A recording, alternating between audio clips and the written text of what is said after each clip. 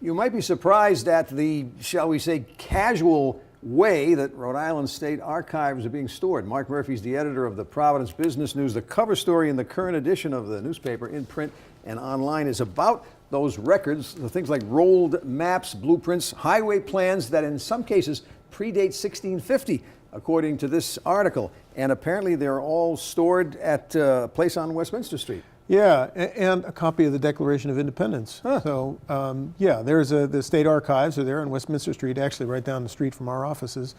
And they really are sort of, if you look at the cover shot, you know, a bunch of stuff rolled up in little cubbies. Yeah, and we hope climate controlled, although I'm not sure about that. Yes, but it's still not exactly preserved especially for a state with such a long and storied history. I mean, the list of governors goes back to 1636, I think, right? Sure. I mean, so right. That's Gina Raimondo is not just the newest governor since the country became independent, but since the king gave his charter to the state. So I think Secretary of State Emily Gowdey-Backus is concerned about the current storage state and is asking for a lot of money to improve things. Well, she's asking, I think, for about $5 million to further architectural plans because you really should have a state archive that is worthy of the material in it.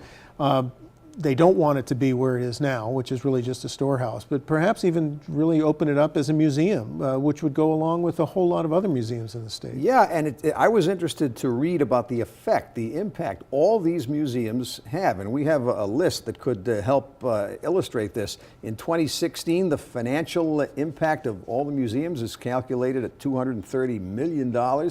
3,560 jobs, according to your article, are created and sustained.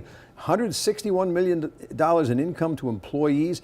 $55 million in taxes generated, including $38 million federal, $17 million state and local. I was also surprised to read about how many museums there are in the state, more than you would think. An art museum in Bristol, one connected to the War College, beyond the things like the Athenaeum, for example. Right. Warwick has its own little art museum.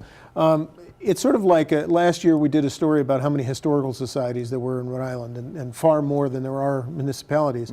And it's not that every municipality has its own museum, but it certainly feels that way at times. I mean, these are really relatively small storehouses of art, but also artifacts. What's the chance, given the state's current budget condition, that this money can be provided sometime in the near, maybe moderate-term future to do this? Well, I think it's a long shot, because I don't think anybody says all of these things are in danger of turning to dust just yet. But certainly it's something in the long term that somebody ought to be putting in, and the Secretary of State hopes that somebody puts it in their plans. And there's a lot more in the current edition of the newspaper, Providence Business News, in print, online. Mark Murphy, thank you for joining us. Thank you, Frank.